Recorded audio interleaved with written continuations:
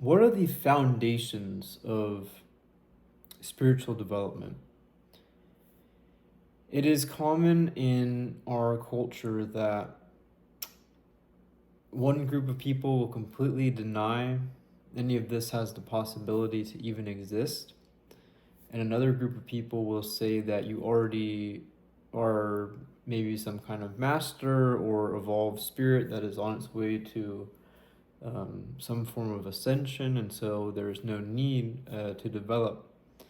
Both of these would be mistakes or an error to think in this way, to deny the spirit, which is tangible and scientific in its own way, recognizable through the sciences actually, if taken far enough. On the other hand, to deny the practicality of earthly life, one good example would be that of if a room were to have stale air, let us say, then we would open a window to let the air in. We would not just sit in the room and say, well, it will just correct itself. And so in this way, we can apply ourselves to improve upon things and not just assume that because we've reached some kind of level of self-realization, if you will, that there's no more need for development, which is very common in certain circles. So, what are the foundations then? Observation, visualization, and concentration. From these three, much can be built upon. We will then speak of three key centers and how this can apply. So we have our thinking, our feeling, and our willing. And in the geometry or makeup of a human being, there is a very specific location. This is not some abstract concept. The thinking can be pinpointed to a spot in the human head organization, feeling in the center region of the chest, heart area, if you will, and the willing somewhere in the abdominal region. In Chinese traditions, they call it the lower dantian. Other traditions, different things. It can vary the specific location from tradition to tradition, which we will cover the nuances later in that regard. And so we have this thinking, feeling, and willing. In Islam, they speak of the work of the head, the heart, and the hands, the actual action. So we can then go and observe these centers. We can observe our thoughts, we can observe our feelings, and we can observe this impulse to take action, this will. Now, the will is the most unconscious of the three, so we'll quickly illuminate. Maybe you've had this instance where you felt like you needed to go there and like grab this book and read something, and there was some insight for you, or you felt like just within you to walk, and without even thinking, you went somewhere and met somebody that was very important for you to meet. This would be a will impulse. It's very subtle, and you don't necessarily know why, but you just do, so you're acting from that will impulse. Now, it can be illuminated. All of these centers can be illuminated. So we talked about observation, a key faculty, observing our thinking, our feeling, and our willing.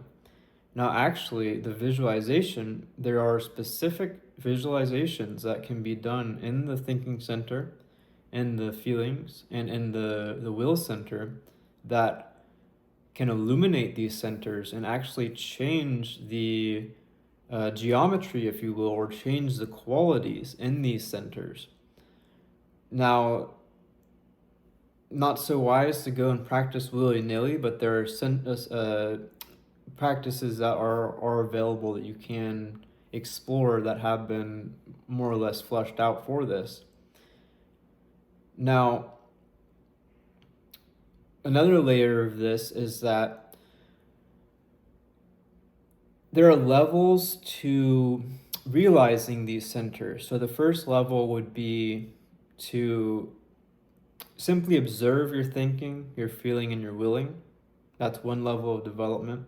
The second level of development would be to recognize whether these thoughts, these emotions, or will impulses are actually your own, or are they coming from somewhere else in the environment, uh, or whatever. At this phase is not so important to know where, but is just to recognize, is this something I am generating, or is it something being generated in some other way? And then the third level would actually be to develop a discernment of the quality of what is influencing that. So you could identify, is this something I'm generating? Yes. Okay. If not, if no, I'm not generating this thought. Is it coming from someone else in the environment? Is it coming from the uh it could even be like a higher angelic being or a not so helpful being, in which case there would be a quality, okay? And regardless of the quality, we want to be like non-reactive to this. So we're just observing. So the better we are at the observation, then we're less like swayed by it. So if you're like, you notice a thought or a feeling, you're like, okay, did I generate this? No, it's being generated by something else. Now we're not judging that being, or if it's another person generating those thoughts and emotions, we're not judging that individual. We're simply observing and recognizing within ourselves, oh, did I generate that? No, it's like, okay, no, okay, it's generated by this person. Okay, I'm observing that. So you're being objective. You're like a scientist. Like you're observing these plants, and you're like, oh, this plant's leaf is like that, and this plant's leaf is like that. You're not like, oh, this plant is better because his leaf is shaped, whatever. You're not, it's not a judgment, it's an observation. So that's a key aspect of this. And for those on the path seeking any form of like higher level of initiation or spiritual development that is really earnest or genuine about the path, these are essential realizations to be had and developments to be worked upon. In regards to the visualization, this brings up a really important point. For a visualization to be very effective, we need to be able to concentrate. So we talked about the concentration. So if we're able to visualize a geometry, for example, there's one that you're visualizing a golden sun originating from your pineal gland, which is in the center of your head. And this golden sun would then radiate out, and there's a feeling of luminosity and illumination. And it will actually change the quality of your thoughts as well as making them more illuminated or consciously aware. Now, whenever we're doing a visualization, if our mind is wandering, if we're thinking about this or something that happened in the past or what we're going to do later in the day, we're having these thoughts that are coming in, then the visualization will not be as effective as if we are able to have no other thoughts coming in outside of the visualization. Now, this takes practice, though it is possible to achieve a state where you're having no other thoughts coming in and you're fully immersed in this visualization. Now, also, it's not just a visualization, but there's actually a feeling and a sensation. And the nature of this video is not to go into that specific practice, but just to give you an outline of recognizing where you're at in your own development. If you're like, oh, I tried to visualize this and it's not, I'm having these other thoughts coming in, then recognizing, okay, like there's some work to be done. And before we go and like try to do like some advanced practices and stuff, realizing that we'll start with the basics, start with the foundation. If you're having these thoughts coming in, you're not ready for more advanced practices, be okay with that, take your time, build from the beginning, and things will go a lot smoother for you. To give you something practical that you can work with, because we talked about these capacities, it doesn't have to be this like abstract crazy thing where it's like, oh, I'm doing these advanced visualization and this observation and this concentration. It's like, it can be very, very simple, and there will be a carryover for your higher development because you are building foundational capacities. So, by simply taking an object such as a pen or a pencil, you can observe, like spend a minute observing it, and just notice whatever you notice about it, or just simply observe and spend time observing and focusing. You're working on your concentration. And then you can close your eyes and see if you can first visualize the object, and then see if you can actually, once you've visualized it, if you can move the object while visualizing it. Is a little bit more advanced, but you can work your way up to that. And then make note of little details that maybe you would have missed.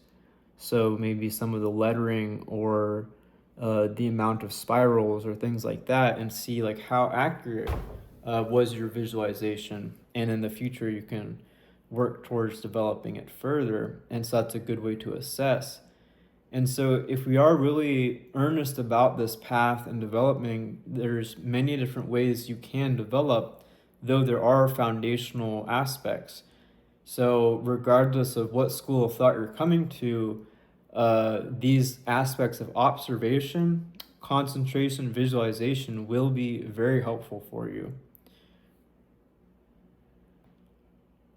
Another aspect of this is that all that we gain on this path of knowledge, of wisdom, of spiritual power even, is to be put in the direction of service of humanity. This is often missed, and this is essential. People talk about materialization, manifestation, cars, money, relationships. No, that's not what this is about. If you do that, check yourself, because it is not about what you can gain for you. It is about what you can offer to the world. These capacities can help you better to serve and meet the world and show up better in the world, for the world. Okay, so that's important.